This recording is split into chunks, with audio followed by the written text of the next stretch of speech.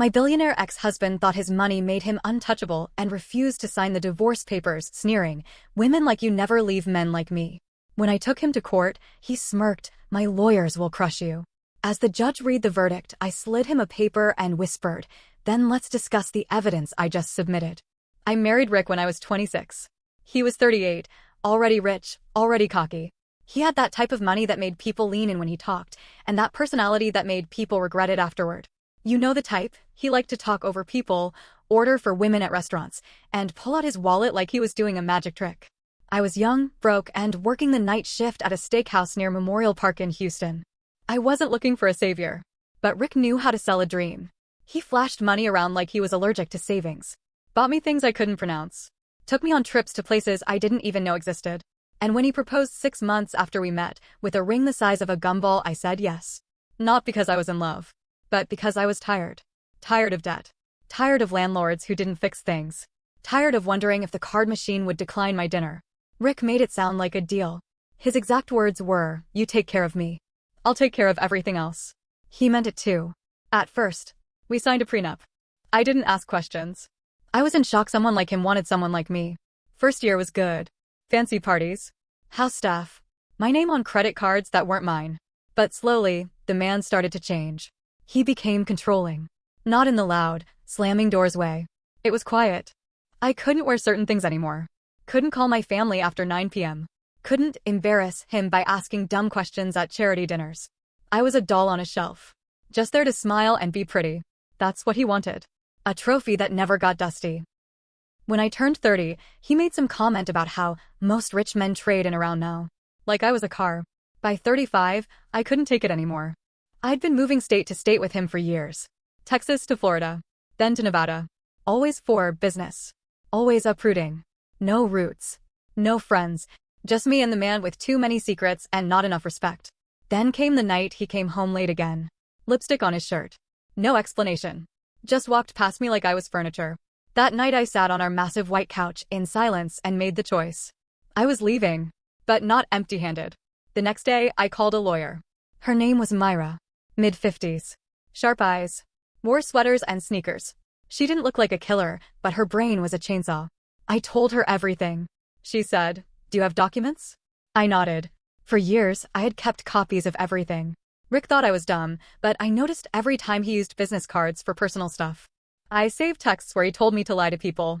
Took screenshots of his off-the-books deals. I had a backup drive in a friend's storage unit labeled Christmas photos. It held 5 years of digital dirt. Myra smiled. Good. Don't say a word to him yet. I didn't. I kept the act up for 3 more months. Played the perfect wife. Let him think nothing had changed.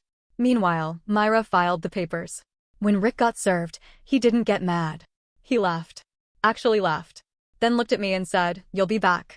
Women like you don't leave men like me. You can't." He was wrong. But what really pissed me off wasn't the laugh. It was what came next. He refused to sign the divorce papers. Said we'd be in limbo forever. That no judge would break the prenup. That he could afford to drag it out until I ran out of money. He had his lawyer file delay after delay. Tried to push court dates back. Then tried to change venues. Then tried to claim I was mentally unfit to negotiate. I had no income. My accounts were joint and locked down. He shut off the card I was using. I had to crash with my friend in a 1-bedroom apartment outside Katy for a while. Meanwhile, Rick was flying to Miami and drinking $300 whiskey on rooftops. The part that made my blood boil? He told everyone we were still happily married. Sent out Christmas cards with old pictures of us. Told his friends I was having a breakdown and needed time away. One night during mediation, I confronted him. Just the 2 of us in the hallway. I said, "You're really going to try to ruin me?" He smiled and said, "This is just business. You should have stayed quiet." I knew right then, this man needed to be taken down. Not just divorced. Exposed. Then he slipped. One of our joint accounts had been inactive for a year. I still had view-only access because he forgot to revoke it. One day, I checked it out of boredom and saw a wire transfer. A big one. Almost $900,000. Sent offshore. Account was called Safehold Holdings, listed in Nassau, Bahamas. And get this, the memo line said, reinvestment. I almost laughed. This idiot used a joint account to launder money. I took screenshots. Printed statements. Showed Myra. She didn't say anything for a long time. Then finally whispered, "This might be better than the prenup." Turns out, if you're hiding assets, lying about income, and moving money behind your spouse's back during a divorce, you might have just committed fraud. If the amount is big enough, it's not just civil. It can be criminal. So Myra started building. She subpoenaed more records, tracked the transfer, found 2 shell companies linked to Rick. One tied to an abandoned LLC in Delaware, the other to a dummy company in the Caymans. We even found emails he sent from a hidden Gmail account to one of his accountants. Everything he touched was rotten. He thought money made him safe.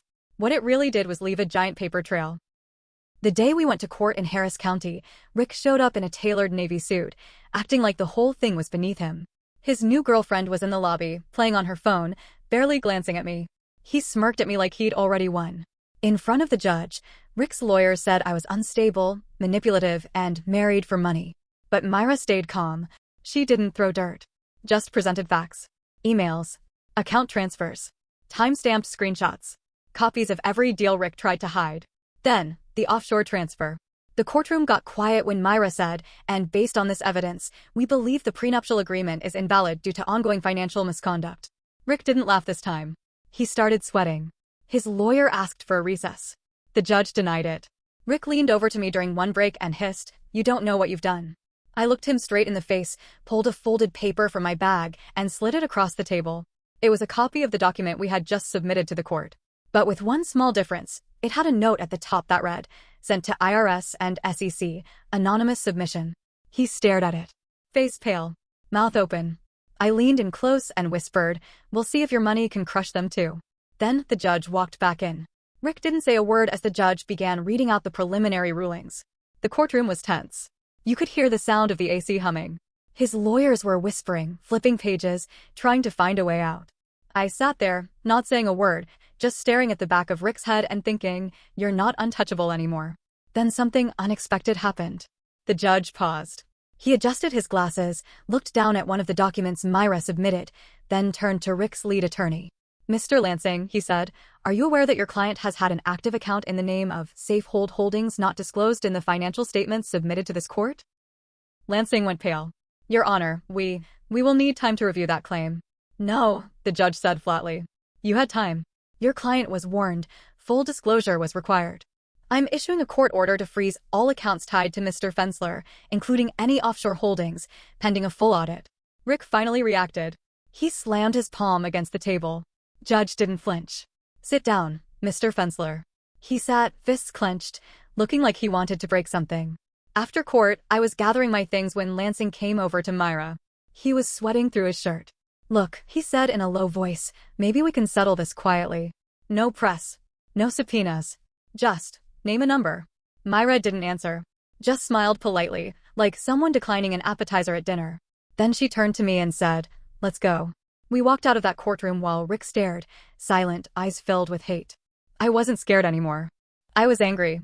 And anger felt powerful. 3 days later, I started getting messages. Weird ones. From random emails.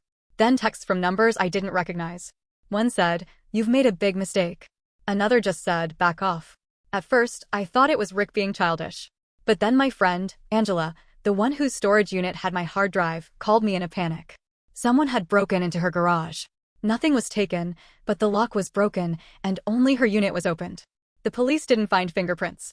Nothing was stolen. Just opened. Angela hadn't told anyone about the drive. Neither had I. The only person who could have possibly known was Rick. Myra told me not to panic. But she also told me to go stay somewhere safe. So I left town. Rented a cabin outside Austin for a few days. Took the hard drive with me. Left my phone behind. Got a burner. 2 days into my stay, I got a call on the burner. Number blocked. I didn't pick up. Then I got a voicemail. "You want to play dirty? Fine. But don't forget who taught you the game." His voice. Calm. Threatening. Like he was enjoying it. That night, a car parked outside the cabin for 2 hours. Lights off. I sat in the dark with a kitchen knife in my hand, shaking but ready. They didn't come in. Next morning, they were gone. I called Myra. Told her everything. She said, "We need to go bigger." She filed an emergency protection order and made another submission, not just to the IRS, but to the FBI's white-collar crime division. She even got a contact through a retired judge who owed her a favor. 2 days later, someone from the FBI actually called her back. They were already building a case on Rick. Apparently, his name had come up in another investigation, a totally different real estate scam in Nevada. He wasn't the focus, but his fingerprints were on enough documents that he was being watched. Myra's file? It pushed things over the edge. Now it wasn't just a divorce. It was federal. Back in Houston, Rick was losing it. His assets were locked. His private accounts seized. His passport flagged. Word started leaking out in the industry. Suddenly, people weren't returning his calls. Developers were backing out of projects. Banks were getting cold feet. But here's the twist. I got a call from his sister. I hadn't heard from her in years. She was the only one in his family who ever treated me like a person. She was crying on the phone. "He's not sleeping," she said. "He's obsessed. Keeps talking about how you set him up. I'm scared he's going to do something crazy." I told her I didn't want anything to do with his personal spiral, that he brought this on himself. But then she said something that hit me hard. "Just be careful. When he thinks he's lost everything, that's when he's most dangerous." She was right. The next day, Myra called me early. "Something's wrong," she said. "We just got notified that a motion was filed by him. It's to vacate the court order and unfreeze the assets. He's claiming you falsified documents." My stomach dropped. He was trying to flip the whole thing. Myra wasn't worried. She said, "Let him. We have originals. Timestamps. Chain of custody. We're good." But still, it shook me. Because now he wasn't just trying to ruin me financially. He was trying to paint me as a criminal. A week later, we were back in court. Rick looked different. Like he hadn't slept. Hair messy. Tie crooked. Eyes bloodshot. But the smirk was back. His lawyer claimed the documents were fabricated. That I had technologically manipulated the financial records. That I had a history of unstable behavior. Then they dropped a bomb. They had a witness. Some guy named Owen, an IT consultant who worked for Rick once. He claimed I'd asked him about changing metadata on PDFs. I'd never met the guy in my life. I almost laughed out loud in court. Myra didn't blink. Just calmly asked for cross-examination later. When she got her chance, she destroyed him. Owen stuttered. Couldn't remember what month we supposedly talked. Myra pulled up his LinkedIn profile. He'd never worked in Texas during the time he claimed we met. And he'd recently received a consulting payment from one of Rick's companies. The judge looked furious. He ended the hearing early and said we'd resume with final arguments soon. But before we left, he looked at Rick and said, "If I find out this court was misled in any way, there will be consequences." Rick just stared at the floor. That night, I got one more call from an unknown number. I picked up. Didn't say anything. The voice on the other end was hoarse. Quiet. Almost broken. "I didn't think you'd really go through with it." Then he hung up. That was the last time I heard his voice directly. For now. I don't know what's coming next. But the final court date is set. And I still have one last card to play. The morning of the final hearing, Myra called me early. "You're not going to like this," she said. Rick had filed an emergency motion, again. This time claiming that the evidence we submitted, the same paper trail that exposed his offshore accounts, had been accessed without consent. In simple words, he was now accusing me of hacking into his private financial data. He said I violated federal wire fraud laws. That I broke into his devices. That I manipulated privileged information. It was bold. It was insane. But it was just smart enough to cause damage. I didn't even have time to breathe before Myra added, and he hired a new lawyer. Big name. A bulldog. Used to work with the Texas AG's office. Suddenly, it wasn't just a nasty divorce. It was starting to feel like a criminal defense. By now, the media had picked up whispers. Real estate blogs. Local Houston press. Billionaire under investigation for financial misconduct amid ugly divorce. They didn't name me. Yet. But I knew it was coming. I didn't eat for 2 days. I couldn't sleep. Angela, bless her, stayed at my apartment. Cooked, cleaned, reminded me to breathe. Then another twist hit. One of Rick's former assistants reached out. Her name was Lily. She messaged me through an anonymous account. She said she used to handle Rick's special documents. Knew about the safe hold transfers. Even had copies of communications he made her delete, emails about funneling money through fake invoices and shell companies. "I quit when he threatened me," she wrote. "But I kept backups. Just in case." My hands were shaking when I read it. We set up a meeting. In person. Neutral place. She brought a flash drive. And a notebook. Inside were copies of wire instructions, spreadsheets with fake contractor payments, and even a voice memo she had secretly recorded during a meeting with Rick. In the recording, Rick said the words, "Just route it through the dummy invoice. My wife doesn't even know what a holding company is." I gave the whole thing to Myra the next morning. She didn't even try to hide her grin. "This is the final nail," she said. "We hold this. We don't use it until we need it." Back in court, Rick's new lawyer came out swinging. Called me an unstable and vindictive woman scorned. He said Rick was the victim, a hardworking businessman being destroyed by a bitter ex. Then they rolled out their tech expert. This guy was smooth. Said metadata in our PDF files was inconsistent. Tried to claim it proved tampering. For a moment, I was scared. Then Myra stood up. She showed the court Lily's documents. Played the voice memo. She said, "Your Honor, this isn't a divorce. This is a cover-up. Mr. Fensler has been committing fraud not just against my client, but possibly his investors, the IRS, and the United States government." The room went dead quiet. Rick didn't look up. The judge took a deep breath, then asked both legal teams to approach the bench. They spoke in hushed tones for 5 minutes. Then the judge said, loud enough for everyone to hear, "This court has seen enough. We will reconvene in 7 days for final ruling. In the meantime, Mr. Fensler, you are hereby prohibited from transferring any assets or contacting the plaintiff in any way." We left the courtroom. My heart was racing. Myra was calm. Too calm. Then she turned to me and said, "He's going to do something reckless. Get ready." She was right. 3 days later, I came home to find the door to my apartment cracked open. Not broken. Just slightly ajar. Like someone had a key. Angela wasn't there. She was at work. I stood in the hallway frozen. Called the cops. Didn't go inside. They swept the place. Nothing stolen. No sign of forced entry. But someone had definitely been there. They moved things. Tiny things. A framed photo turned upside down. One shoe missing from a pair. A note on my mirror that simply said, "You won't win." Police couldn't prove it was him. No prints. No camera footage. Nothing. But I knew. I called Myra and told her I was done being scared. She said, "Then let's finish this." 2 days before the final hearing, we dropped a formal complaint with the SEC, attached all the files. Lily agreed to testify. That same afternoon, I got a message from a blocked number. A photo. It was my old engagement ring cut in half. Laid out on a white envelope. On the envelope was a note. "This is how I deal with betrayal." Myra told me to report it. I did. Again, nothing could be tied directly to Rick. But by now, he was spiraling. Someone leaked court documents to the press. His investors started pulling out. One of his commercial projects downtown halted construction, pending investigation. He was losing control. But he didn't stop. The night before the final hearing, Angela got a call from someone pretending to be from the courthouse. Told her I wasn't allowed to appear and that charges were pending against me for wire fraud. She almost believed it. But she called me instead. It was a scare tactic. I was tired. But I was done being quiet.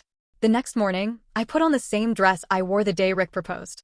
Not because I missed that moment, but because it was the day he thought he had me forever. Now it would be the day he finally realized he never did. The courtroom was full. Reporters. His family. Even his assistant Lily, sitting quietly behind me. Rick looked worse than ever. Hair messy.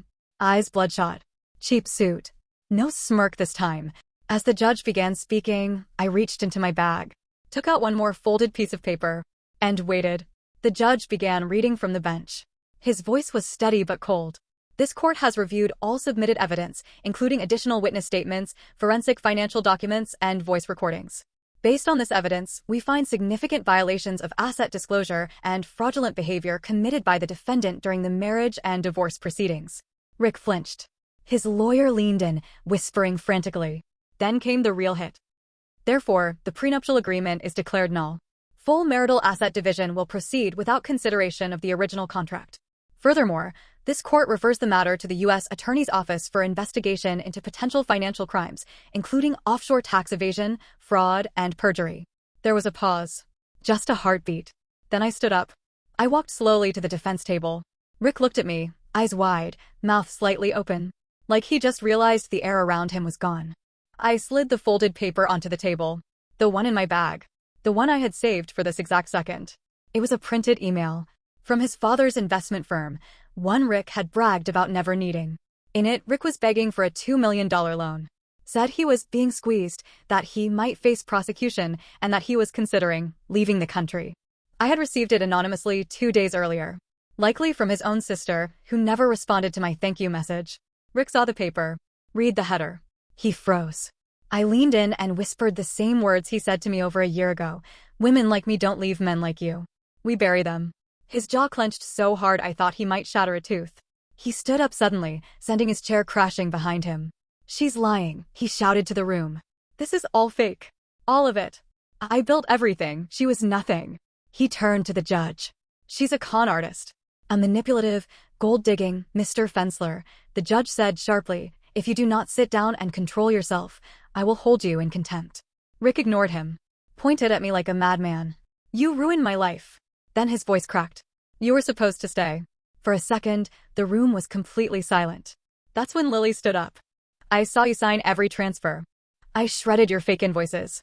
I watched you screw over people who trusted you. She didn't ruin your life. You did. Rick's lawyer turned pale. He looked like he wanted to disappear. The judge banged his gavel. This hearing is adjourned. Rick stood there, breathing heavy, sweating through his suit. Then he stormed out. Didn't look at me. Didn't say a word. The aftermath was weird. Not loud. Just hollow. I walked out with Myra. Lily came with us. Angela was waiting outside with her arms crossed like a pit bull. No press tried to talk to me, they were too busy chasing Rick down the hallway. I didn't cry. Not that day. I went home, turned off my phone, and sat in silence. The next morning, the local news ran a full piece on the case. Called it one of the biggest hidden asset fraud cases in Texas divorce history. My name wasn't in the article, but Rick's face was. Within 48 hours, 3 of his business partners sued to separate from his ventures. His reputation was done. Angela and I got lunch that day. She said, do you feel good? I thought about it. No, I said. But I feel clean. A week later, Rick's sister emailed me. No words, just a picture. It was Rick, sitting alone at an empty table. No suit. No smile. He looked small. Part of me felt sorry. Then I remembered how he tried to ruin me. How he weaponized love. How he thought he could control everything and everyone. He lost not because I fought dirty. He lost because he never thought I'd fight at all. The bakery is doing well now. I moved it to a better spot near Montrose. New name, 2, Wounds and Whisk. People love the pastries. I don't tell them the story behind the name unless they ask. Most don't. But the ones who do, they nod. They understand. Sometimes I still think about Rick. Not with sadness. With curiosity. How does someone with everything end up with nothing? I don't have an answer. I just know I never wanted revenge at first. I wanted peace. But he made me choose. And I learned something. There's nothing more dangerous than someone who's been hurt and has nothing left to lose, but their silence. He broke that silence. And I made sure he heard every word that followed. I don't know what's next. I'm not healed, or whatever people call it. But I'm not scared anymore. And that's enough for now.